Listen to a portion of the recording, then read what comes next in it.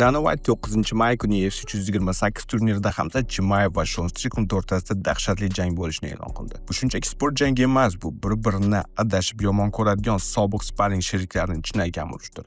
Tarixga nazar tashlaymiz. 2020-22 yillarda Chimayev ekstrem kuch zalida mashg'ulot o'tkazgan. O'sha paytda Sean zalning asosiy qiroli edi. Ammo Hamzat uni sparringlarda butunlay parchalashni boshlagan. Zaldagi yigitlarning aytishicha, Chimayev uni parterda xuddi lattadek sudragan ekan. Sean bundan qattiq arazlab, Hamzat menga hujum qildi degan xayolda zalda hatto to'pponcha ko'tarib yurgan.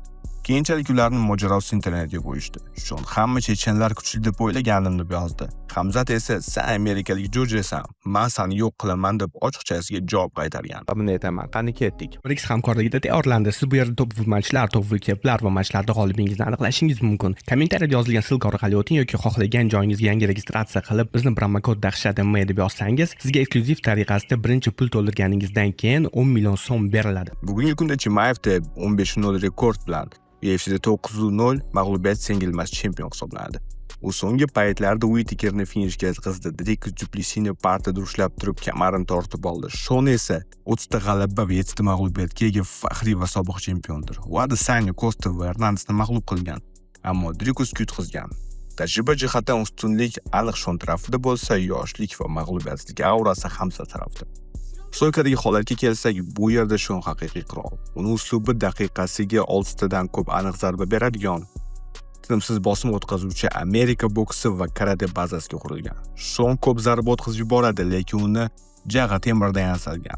U seni bitta zarba bilan nokaut qilmaydi, balki tinimsiz hajmli zarbalar berib, yuzingga qarab "steroiddagi zaifsan" degan gaplari bilan ruhiy jihatdan sindirib tashlaydi. Hamzatning stoykadagi texnikasi Seanga nisbatan biroz xomroq, lekin unda dahshatli nokaut kuchi bor. Agar Hamzat darhol parterga o'tmasa, Sean stoykada dastlabki raundlarni o'z foydasiga hal qilishi to'liq mumkin. Kardio masalasida esa odamlar Hamzat tez charchaydi deb o'ylashadi. Ammo o'rta vaznda Vadrikusga qarshi 25 daqiqalik jangdan keyin bu gap so'zlar asossiz ekanligini isbotlandi. Sean esa 5 raund davomida charchamaydigan zombini o'zginasi. Shu sababli kardio bo'yicha kuchlar mutlaqo teng. Ammo kurash kelganda vaziyat butunlay o'zgaradi va fojiaga aylanadi. Bu yerda Hamzat yirtqich, Sean esa shunchaki o'ljadir.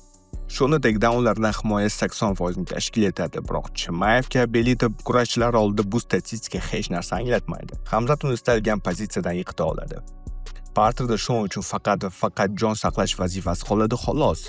Hamzat uni ko'kragi bilan ezib tashlaydi, yuziga tirsak tushiradi va doimiy bo'g'ish usullari bilan qiynab tashlaydi. Strickland o'rnida turishga harakat qilib, yuziga tizza zarbasini yeydi va yana qaytib o'tirishga majbur bo'ladi. Nazariy jihatdan bu Hamzat uchun oson jang. Bitta takedown amalga oshsa, Sean bitta raund davomida to'ntarilgan toshbaqadek yotadi.